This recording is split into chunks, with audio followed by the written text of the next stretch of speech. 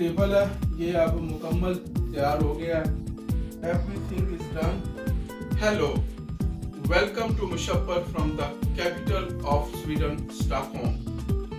अगर आप स्वीडन में रहते हैं तो कभी ना कभी आपका वास्ता इकिया से बड़ा ही होगा, और अगर अब तक आप इकिया के स्टोर्स पे नहीं गए, इकिया को विजिट आपने नहीं किया, तो शायद मुस्तकबिल में आप इकिया के स्टोर को विजिट करें। वैसे तो इकिया के स्टोर्स सारी दुनिया में अवेलेबल हैं, लेकिन सारी दुनिया के पास ये अपॉर्चुनिटी नहीं है कि वो इकिया को विजिट कर सके। लेकिन अगर आप स्वीडन में रहते हैं तो हाई प्रोबेबिलिटी है कि कभी ना कभी आपको इकिया की ज़रूरत पड़ जाए। मैंने माजी में इकिया से काफ़ी फर्नीचर खरीदा।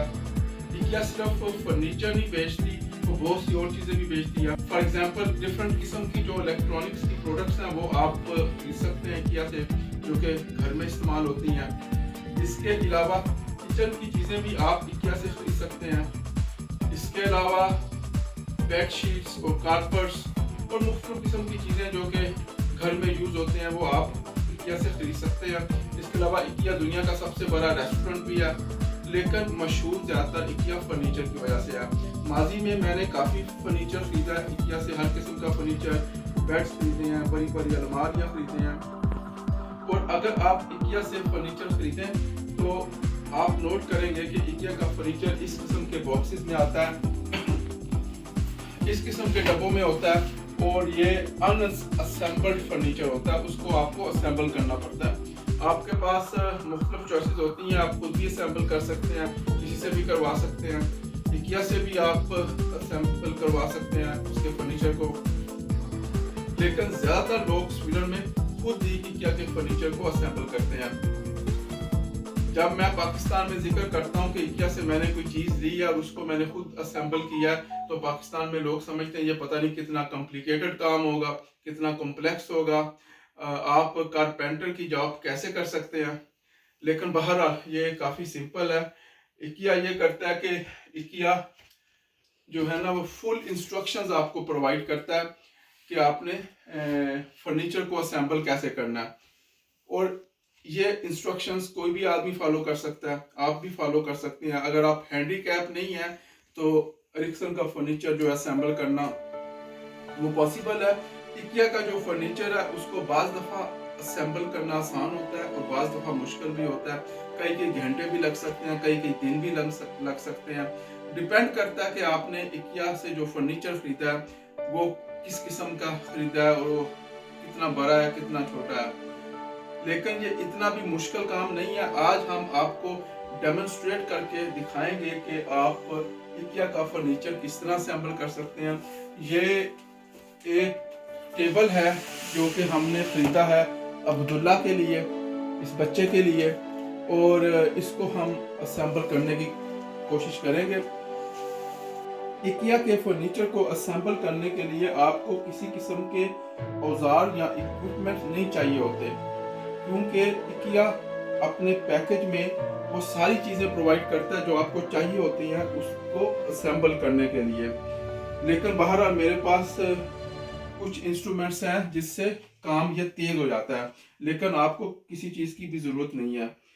तो पहले स्टेप में आपने पैकेज खोल के देखना होता है कि जो कुछ आपने लिया है वो सही भी है कि नहीं है, उसमें कोई चीज़ें टूटी हुई कि नहीं, चीज़ें पूरी हैं कि नहीं पूरी। तो हम इसको खोल के देखते हैं, चेक करते हैं कि इसके अंदर क्या क्या चीज़ें हैं। और ये हमने पहले कभी भी नहीं इसको असेंबल किया, इसको कभी भी नहीं खोला, तो ये हमारे लिए नई चीज़ होगी। जब नई कोई चीज़ हो तो उसको असेंबल करने का टाइम भी ज़्यादा लगता है। तो देखते हैं कि इसको असेंबल कितनी जल्दी हम कर सकते हैं और इसमें सारी चीज़ें अवेलेबल भी हैं कि नहीं है।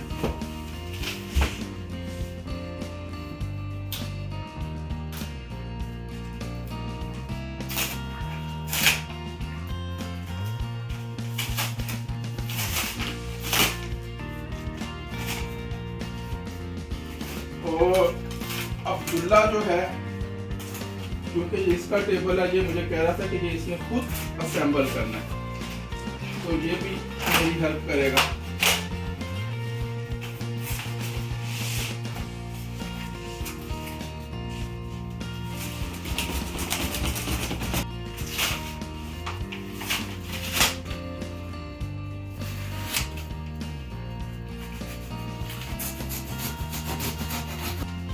इसको खोलना थोड़ा सा मुश्किल ही लग रहा है।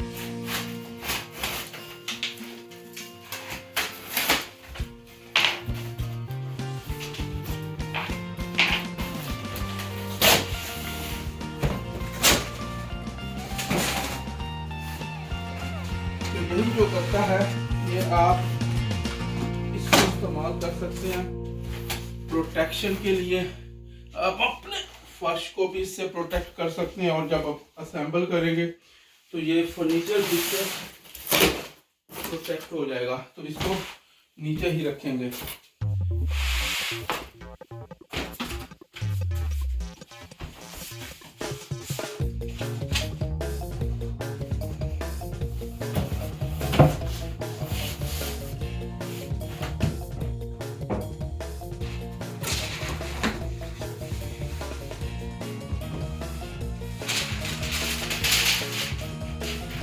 ये बॉक्स हमसे नीचे भी गिरा था, तो मुझे डर था कि ये शीशा कहीं टूट न गया हो।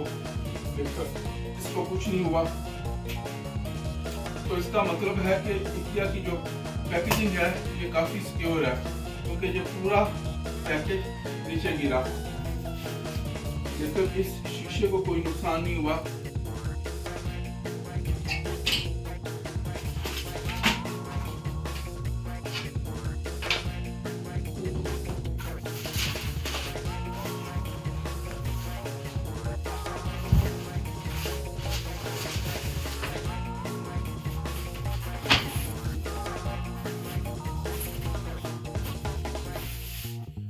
अब्दुल्ला, इसको उस तरफ रखो आराम से।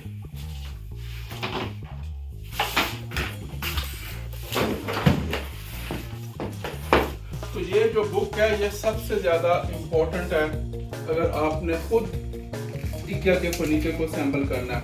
तो इस पे उन्होंने डिस्क्राइब किया हुआ है कि आपने किस तरह सैंपल करना है, कितने स्टेप्स हैं, क्या प्रोसेस है। तो सबसे पहले चेक करना होता है कि जो चीज़ें आपको चाहिए वो पूरी भी है कि नहीं है। आपको अथॉरी भी चाहिए, हमारे पास अथॉरी नहीं है, हैमर नहीं है। अली, हैमर भी लेके आओ नीचे से।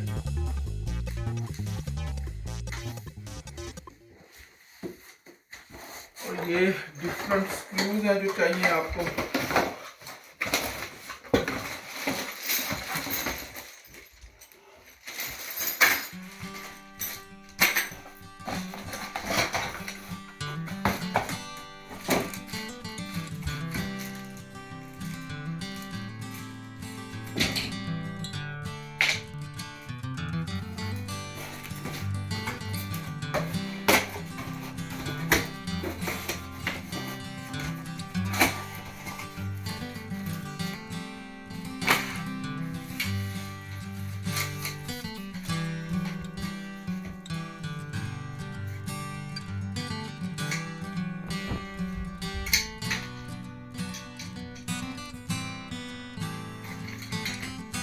मेरा ख्याल है कि इसको असेंबल करना इतना आसान नहीं होगा, टाइम लगेगा। और उम्मीद है कि आप में भी बर्दाश्त है क्योंकि ये काम जल्दी नहीं होगा।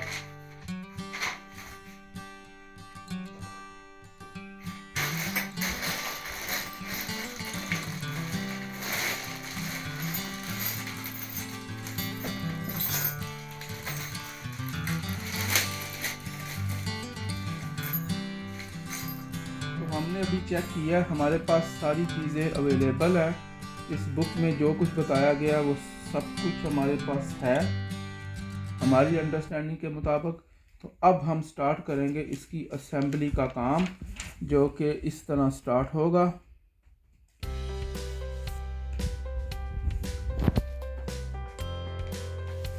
तो ये पहला स्टेप है, ये दूसरा, तीसरा, चौथा, पांचवा, छठा, सातवां, आठवां, 9, 10, 11 ये स्टेप्स हैं। और मेरा नहीं ख्याल के भी कंप्लीट हुआ और भी होंगे। यस, 13, 14, 15, 16, 17 18, 19, 20, तो 20 स्टेप्स हैं। अगर हमने इन सारे स्टेप्स की वीडियो बनाई तो ये तो बहुत ही लंबा काम हो जाएगा, कई घंटे लग जाएंगे और हमें इसको बनाने में कई घंटे लगेंगे। बीच में मैं चाय वगैरह भी पीऊँगा, कॉफ़ी भी पीऊँगा, तो हम आपको बीच बीच में से दिखाएंगे जब हम मुख्तलिफ स्टेप्स करेंगे।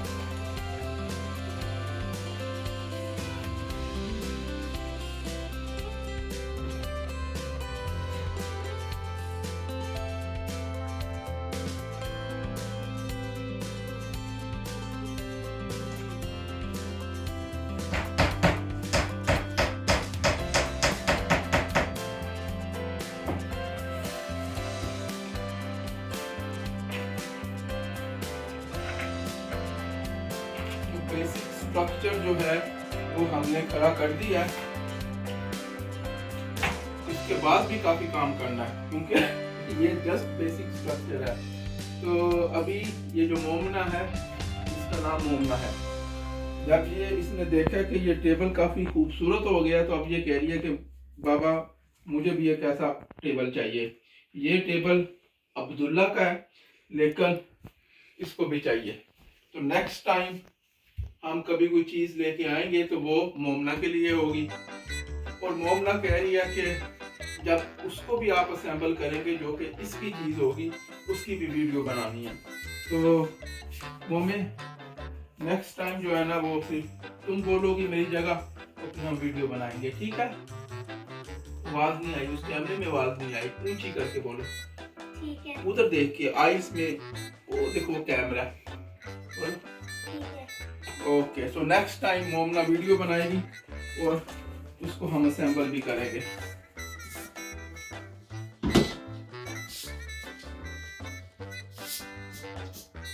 अभी हम ये जो गिलास है ये फिक्स कर रहे हैं टेबल के ऊपर।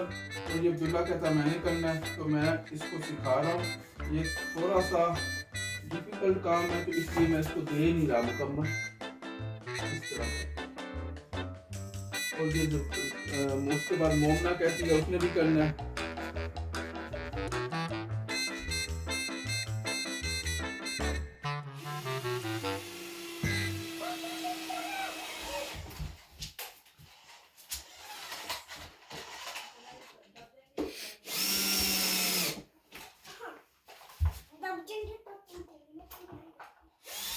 काम ऑलमोस्ट मुकम्मल हो गया लेकिन इसकी दो दराजे भी हैं। तो अब हम इसकी दो दराजे बना रहे हैं। तो आम तौर पे जो छोटा काम होता है वो ज़्यादा डिफिकल्ट होता है। तो अब हमने इसकी दराजे बनानी है जो कि इसके साथ लगेंगी।